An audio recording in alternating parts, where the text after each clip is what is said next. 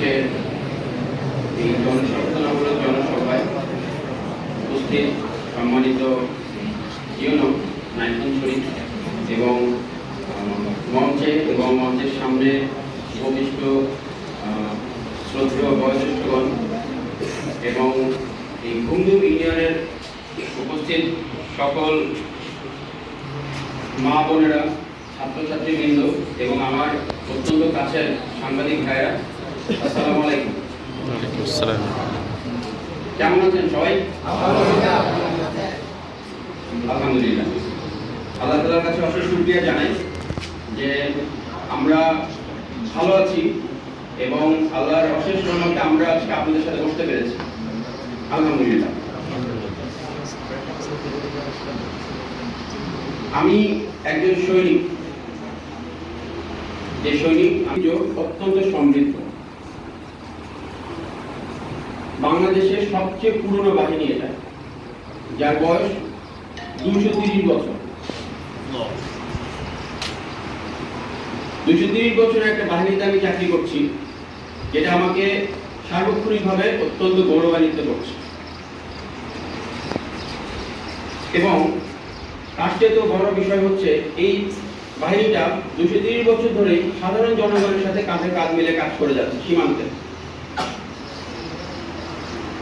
আমাদের একটা চমৎকার মডেল রয়েছে, যেটা আমাদের বর্তমান মহাপরিচালক মহোদয় বলেছেন, আপনারা দেখতে পাচ্ছেন, বিজিবি হবে নিরাপত্তা ও আস্থার প্রতীক সীমান্তের জনগণের জন্য, তাই না? আমি এই কারণে এখানে দাঁড়িয়েছি যে আমরা আপনাদের আস্থার প্রতীক হতে চাই। সেটা আমাদের সকল কার্যক্রমের মাধ্যমে, আমাদের কথা এবং আমাদের কাজ, এই দুটো একত্র করে আপনাদের সীমান্তবর্তী জনগণের আস্থা এবং নিরাপত্তার প্রতীক হতে চাই। এবং সুখের কথা হচ্ছে যে আপনারা বেশিরভাগ সময় আমাদের পাশেই থাকেন। আপনাদের মধ্যে বেশিরভাগ জনগণ, শতকরা 80-90 ভাগই আমাদের পাশে থাকে, যার কারণে আমরা কাজ করতে পারছি। খুব সহজ উদাহরণ দিই, আপনারা যদি আজকে আমাদের পাশে না থাকতেন, তাহলে কি আজকে এই জনসভাটা হতো না? এই যে যারা বক্তব্য দিলেন, তাদের বেশিরভাগই আমার বাবার বয়স। আমার বাবা আপনাদের মতোই বয়স। আপনারা সেখানে কত চমৎকার চমৎকার কথা বলে গেলেন, যে কথাগুলো আমি বলতে চাইছিলাম। আমার মনের কথাগুলো আপনারা সুন্দরভাবে, সাবলীলভাবে বলে গেলেন।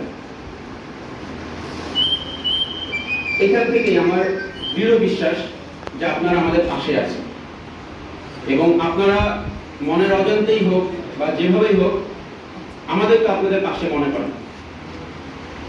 তা না হলে তো আপনারা আসতেন না, তাই না? এই যে আমাদের ছোট ছোট সোনামণিরা আসছে, স্কুলের বাচ্চারা আসছে, আমাদের কথাগুলো শুনছে, যারা আপনার আমার ভবিষ্যৎ প্রজন্ম, তারা তো আসতো না।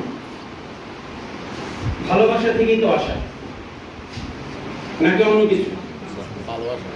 ভালোবাসা থেকে আসে, এটা আমার বিশ্বাস। আমি জানি না আপনাদের অন্য কোনো বিশ্বাস আছে কিনা, বাট আমার বিশ্বাস যে এই যে পথ চলা বিজিবি এবং সাধারণ জনগণ, এটার মধ্যে ভ্রাতৃত্ব এবং ভালোবাসার বন্ধন রয়েছে। আমি কি ঠিক? আমার দু একটা কথা একটু কষ্ট পেতে পারেন অনেকে, আমি জানি না। যদি কষ্ট পেয়ে থাকেন, প্লিজ মন খারাপ করবেন না। আমার অন্তর এবং মুখ, আমি অন্তরে যেটা বিশ্বাস করি আমি মুখে সেটাই বলবো, কোনো কিছু রেখে বলবো না। যদি কারো কষ্টের কারণ হয়ে থাকে, সেটার জন্য আপনারা আমাকে ক্ষমা করে দিবেন, কিন্তু আমার কথাগুলো সত্যি। মাদক এবং চোরাচালান, এটার বিরুদ্ধে বিজিবির অবস্থান অত্যন্ত কঠোর, কোনো ধরনের ছাড় নেই। আপনি যদি মাদক ব্যবসায়ী হয়ে থাকেন, আপনি যদি চোরাকারবার হয়ে থাকেন, তাহলে আপনি আমার দলের লোক না, তাহলে আপনি আমার আদর্শের লোক না। একটা দেশ মাদক দিয়ে ধ্বংস হয়ে যাচ্ছে, তাহলে কি আমি দেশের নাগরিক হিসেবে সেটার বিরুদ্ধে অবস্থান নিব না? নেওয়া উচিত কি উচিত না? উচিত। একটা সহজ অঙ্ক বলবো, আমরা একটা স্বাধীন দেশ, একটা সার্বভৌম দেশ বাংলাদেশ, তাই না?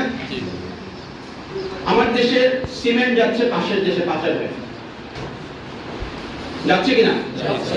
সেই সিমেন্ট দিয়ে তারা সীমান্তের ওপারে দুর্গ করছে, বাংকার করছে। একদিন সেই বাংকার থেকে আপনাদের দিকে গুলি ছুড়বে। আমার দেশের সার চলে যাচ্ছে পাশের দেশে, সেই সার দিয়ে তারা ফসল ফলাচ্ছে, তাদের উদর পূর্তি হচ্ছে, তারা বলিয়ান হয়ে একদিন আপনার সাথে যুদ্ধ করবে।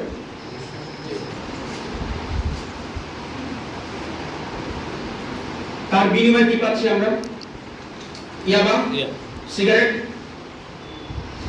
আমি ভালো জিনিসগুলো দিয়ে দিচ্ছি, তার বিনিময়ে খারাপ জিনিসগুলো পাচ্ছি। তাহলে কি আমার দেশপ্রেম প্রশ্নবিদ্ধ নয়? আমার ভালোবাসা তাহলে কোথায় থাকলো দেশের প্রতি? আমি যদি দেশকে সামান্যতম ভালোবাসতাম, তাহলে কি এই যে আমি অঙ্কটা বললাম যে আমি সার দিয়ে দিচ্ছি, সিমেন্ট দিয়ে দিচ্ছি, সকল খারাপ জিনিসগুলো আমি তাদের কাছ থেকে পাচ্ছি। এই যে আমি ইয়াবা নিয়ে আসছি, আমাদের মধ্যে কিছু লোক ইয়াবা পাচার করছে।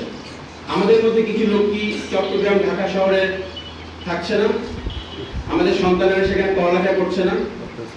এই ইয়াবাগুলো কাদের কাছে যাচ্ছে? আমাদের সন্তানদের কাছে যাচ্ছে, তারাই ইয়াবা সেবন করছে। একটাবার ভেবে দেখেন, আমার যে চোরা কারবারি ভাই বা আপনার যে চোরা কারবারি ভাই ইয়াবা পাচার করছে, তার সন্তান যদি ঢাকায় থাকে,